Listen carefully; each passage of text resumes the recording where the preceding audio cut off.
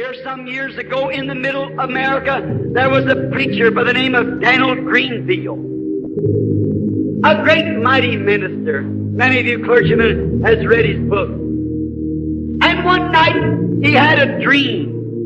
And on this such night that he had a dream, he thought he died and he went up to heaven. And when he got to the gate, the gatekeeper come out and he said, "Who approaches this place?"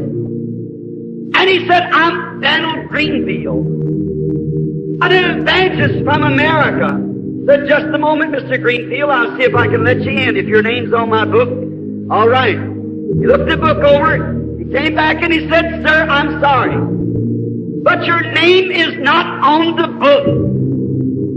You must depart." Oh, he said, "Surely you're wrong. I preach the gospel. I lived a good life." Said, "Surely my name is on the book." "I'm sorry," he said. "It's not here." He said, "What shall I do then?" He said, "You might appeal your case to the great white throne judgment." Well, he said, "I have no choice. Then I must do it." And he said, it seemed like he began to move through the air at a terrific speed. And he came into the presence of a light. And as the light got brighter, he got slower, slowing up. After a while, he come to a still stop. The light was not coming from any certain place, but it's just all around him. Oh, he said, such a feeling to stand in that presence. And there was a voice came from the light and said, "Who approaches my throne?" Like a great thunder coming out. And he said, "Oh God, Jehovah, I am the evangelist Dan Greenfield. I was turned away from the gates of heaven, and I was asked to appeal my case at your justice." "Very well," he said, "I will try you by my law." He said, "Daniel Greenfield, did you ever tell a lie?"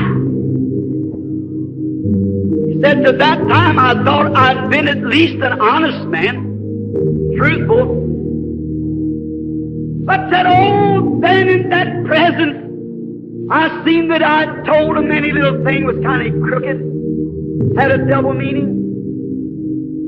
He said, "Yes, Lord, I've lied." He said, "Daniel Greenfield, did you ever steal?" He said, "Of anything I thought I'd would have been honest. But in the presence of that light, I remembered a many a little deal that I pulled that was shady."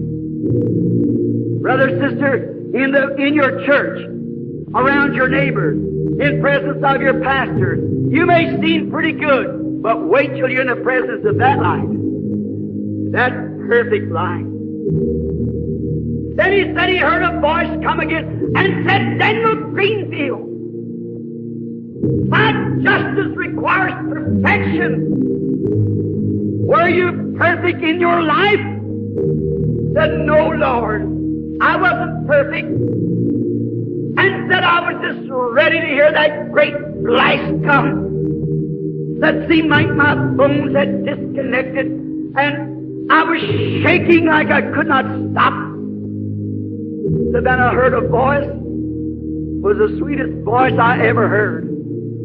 Said no mother could speak like that. And said I turned to look, and I saw the sweetest face that I ever saw. And said he walked up and put his arms around me. And he said, "Father, that's true. Daniel Greenfield wasn't perfect in his life. But there's one thing that he did in his life. He stood for me down on earth. So here in heaven, I'll stand for him."